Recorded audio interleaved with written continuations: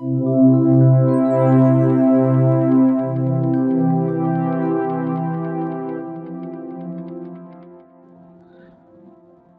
and welcome to our next session for project engineering management and instrumentation project engineering, like for semester 6 and semester 8 instrumentation control branch. I am a course instructor Mosam Pandey, and today we will be talking about some management functions related to the project management and regarding project authority and responsibility and accountability. So, two major functions we'll be looking into: controlling and directing. Right? There are various management functions, like say other than controlling and directing, there are management functions which we have already done in the previous session. Along with this, we will be looking into project authority and responsibility and accountability. So let us start with controlling. Usually controlling means to command someone or to have restrictions on someone, and you let them to do this and that. But in broad spectrum, controlling is a three-step process.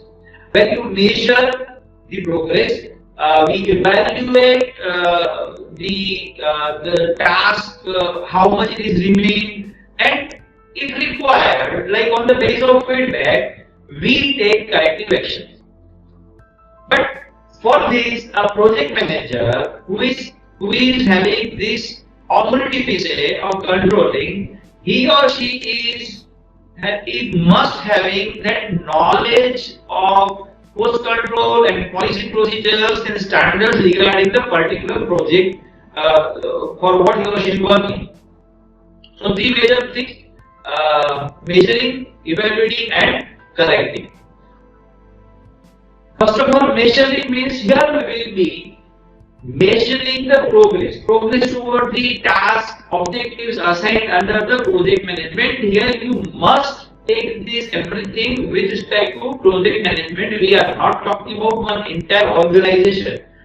And the measurement of progress will be done through formal and informal reports, like maybe some sort of chart type where how much progress is done or how much consumption is done and what is the output and what is the customer feedback and what step in the project we are. So this all formal and informal reports are gathered and assessed at the different levels of the management.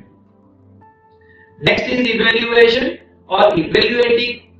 Evaluating is how much do we differ from the planned performance. Like in previous session we saw CPM and PERT, where we talked about how much progress is to be done at what step, what is the node of each activity. So here, from this evaluation, we can see what is the difference or what is the deviation from the planned performance, or what is the cause of significant deviation. What are the possible ways to act upon those deviations or to correct those deviations? Okay, and how much deviation is permissible, that is already a pre-planned idea. And after evaluation, let us have correcting. So here actually action needed for rectification, like what is the deviation, how much deviation is already done, it is evaluated. Now what are the actions towards the significant deviation, or what are the possible ways to do correction? So this is all comes under the correcting. Next is directing. Directing is like implementing and carrying out the approved plan, and here actually it is through others. Work to be authority, and he or she will be guiding, she will be directing with the particular legitimate or rightful authority. So there are different parameters or functions under the directing. The first one is staffing, then training, then supervising, then delegation or delegating the certain tasks and authorities, then motivation, and counseling, and then coordinating. Let us see them very quickly one by one. So first of all, staffing. Staffing is all about choosing a right person for the right job. So selection of qualified and right person for various position comes under the staffing. The next is training. Once you select, once you recruit people, once you assign people to some particular project, then a training is needed. No matter how much the person is expert or knowledgeable, but for a particular project, how to work at the best capacity, how to fulfill duties and responsibilities. So it is about teaching individuals or groups regarding the fulfilling of duties and responsibilities. The next one is delegating. Delegating is assigning work, responsibilities, and authorities to utilize the maximum abilities. And without rightful or legal authority, it will be always difficult to get work done to someone. The next is motivating. So motivation. Let me tell you, motivation can be positive or negative. So here it is all about encouragement or appealing people about getting his or her best of the entire team, of the entire group, and this can be positive or negative motivation as well. The next one is counseling. Counseling is always like personal one-to-one talk. So it will be a personal discussion. It can be about, say, how better he or she can perform, or how better improvement can be done. Then personal problems may be there. The personal problems can affect the overall organizational or project performance. So such personal problems can be solved, and how much the person is ambitious, or how much expectation from himself or herself during the project work. Next is coordinating. That is the last sub function under directing. The directing through coordinating. So it is about seeing that activities are performed well, and it is in relation to their importance. Like each activity has their importance. So according to that, performance should be done, and should have minimum conflicts among the various power centers, among the individuals, among the groups, among the teams, etc. So after this, we will be looking into the project authority. So what is a project management? Basically, project management is a web of relationship that can cause chaos in the delegation of authority and internal authority structure, where different personal interests may conflict with each other. So it is very much important to define specifically what is project authority, what is power. People usually mix up the authority and power, but it is not same. How much authority should be given, or how much authority should be granted to a project manager or a project person? And if there are any interfacing issue of the authority, then who will settle out this? So with this, let us very clearly define authority and power. So authority is a legal, rightful command or rightful power to command, to act, to direct the activities of others. And it is by law, it is in the standard operating procedure.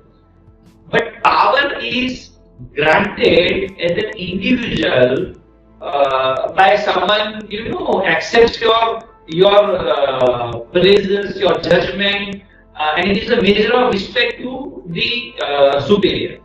So power may be formal, may be informal, but authority is always the legal and rightful power. So project manager's authority is a combination of formal power and his or her influence on the subordinates or peers or associates, those who willingly accept his or her judgment. So here I repeat the formal and informal powers, authority and informal powers, and the capacity to influence people. It always works for a project manager's best output. So, amount of authorities granted depends on the project size, management philosophy, like how an organization is developed or what is the views with respect to a particular project. So, project size and management philosophy and interpretation of the potential conflict, like after assigning this authority, what are the chances of having certain types of conflicts or what is the intensity of conflicts can happen. These all things to be considered by granting the authority. So project manager should have more authority than the responsibility also, like whatever responsibility is given, like authority should be given more than that. And usually it depends upon how much a project manager can take risk about the project work. Like always, at the end of the day, we will come to the accountability. When accountability comes, like a project failure or success or failure, like nothing happens. So this risk is to be taken by the project manager. So that way the authority and responsibility comes with this feature. So project authority have usually three types. The one is legal authority, say by rightful way, by the documented procedure. Another is implied authority, like someone assumes, okay, he is having this much authority or he can, she can do this.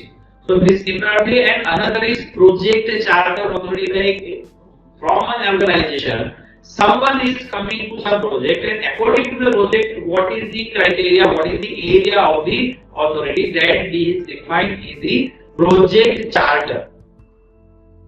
So, what are the common source of problems with the project authority? So, poor documented authority, like documentation not done properly, or incorrect interpretation, wrong interpretation we say, the wrong assumptions are made with respect to given authority, dual accountability, like person is accountable to one and the one project manager is having two bosses. So often two bosses get decided. So that's why this dual accountability creates problem. And even though having authority with the project manager, individualism is encouraged. Like bypassing the superior and again reaching to the superior of superior for a project controller. So this is when individually, people are using their informal powers and there is encouragement to individualism. Their ability to influence rewards and punishment. So that creates a threat by project manager. So this can be a problem. And the common resources are being shared among 2-3 more various projects. So that will be, creating conflict of project authority. Once authority is given, and if someone is failed to establish authority, so it can result in poor communication channels, then misleading information, then antagonism, and poor working relationship. That is very much important for a project management structure or environment where relationship among the people working in the project should be very healthy, and it will be a surprise because of. So these are the output of the failed establishment of authority. So after this, now let us see here responsibility and accountability. These are the two words always being mixed up or being confused by people.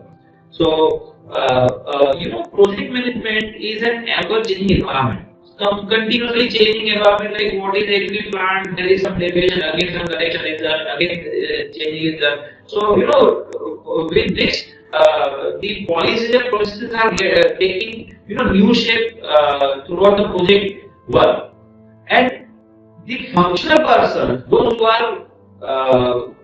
are under this certain project or those who are responsible for entire project management, they have different responsibilities and accountabilities of the different tasks or projects. Even if the tasks are same within the two different projects, for the same task, accountability and responsibility can be different. So responsibility is a duty. Responsibility is a duty or obligation to work at satisfactory level or to complete the work satisfactorily. It has a consequent penalty for failure also, or there may be consequent rewards for the good success also. And entire project team, before starting the project, one responsibility assignment matrix is prepared. We call it RAM in short, responsibility assignment matrix. So how does it come into the picture? Say general manager management responsibility, then operational management responsibility, then specialized, then after this who can be consulted or who must be consulted, who should be notified, and who must approve. So this is the responsibility matrix in the way you should go. Let us come to accountability. So accountability is about the obligation of an individual to accept the results, to accept the responsibility of the output, and to disclose the results on the transparent manner, which is a very big challenge. And a person is accountable or labeled as accountable for a transfer project to bear the consequences, like as I said earlier, good, bad or neither, and any related decisions, actions, results. So it is all about accepting success or failure at the bottom. Okay. So with this we covered responsibility and accountability. Then next is interpersonal influences. We will take up this topic along with this because it is related to the power, or we can say informal power, for a personal working in the project management. So basically, project managers are assumed to have a lot of authority with them, or delegated authority with a little formal power, because project is temporary or a short-term idea. So once project is over, the authority is finished, the delegated authority is over, and so that's why a little amount of formal power is given. So must be done through interpersonal influencing, and this influences can be categorized in 5 ways. This is a general categorization, not a thumb rule, but usually 5 interpersonal influences can be categorized. The first one is legitimate power, another is reward power, penalty power, then expert power, and referent power. So here first 3, legitimate, reward and penalty, they are due to the position awaited by a functional person.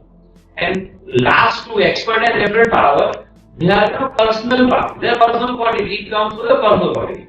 So let us quickly see them one by one. So legitimate power is ability to gain support, being officially empowered. And you have official right, of command to do this or that. So this way, it is an official one as a project manager. Second is reward power, where ability to gain support by being capable directly or indirectly influencing the certain values, like say salary, promotion, bonus, or future work assignment. These are all related to reward. Like someone was good, then you increase the salary or you give promotion. Bonus can be done at the end of the day. Okay. The next one is penalty power. Penalty, what comes like it is all about punishment. So it is related to the threat. Threat of punishment can be pursued and employed to act in a certain way. Like people will work in a very stated way due to the fear of penalty power, and this is the way how one can have ability to gain support from the subordinates or peers. Okay, or entire employee team.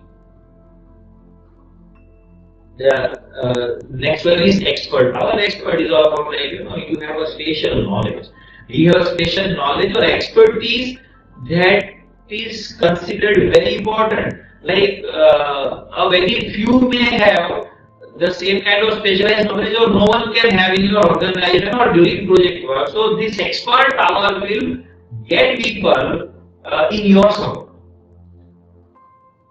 And last one is referent power. So referent power is ability to give support because project personnel feel, attracted toward the project manager or his project, like they have some personal feeling, maybe feeling of friendship, maybe love, maybe liking, or maybe a feeling of great respect. And so that's why one person working under a project personnel, the project manager, will give certain information and certainly, will work beyond the ability or beyond the stated task. The support will be extended at the personal level, and this is the way how referent power is developed. So with this entire conclusion we can make is, regardless how much authority or power a project manager is having over the course of the entire project, the ultimate factor is usually his or her leadership style, where a strong leadership along with the great authority and this interpersonal influence will get the job done in the best way. So the best way is to developing bonds of trust, friendship, and respect with the functional workers, and this can promote the success. So the bottom line comes to the leadership style supported by the all these project management jargons or all terminologies. So here we finish our session, and we'll be meeting in the next session with further more topics in the project engineering management. Thank you so much.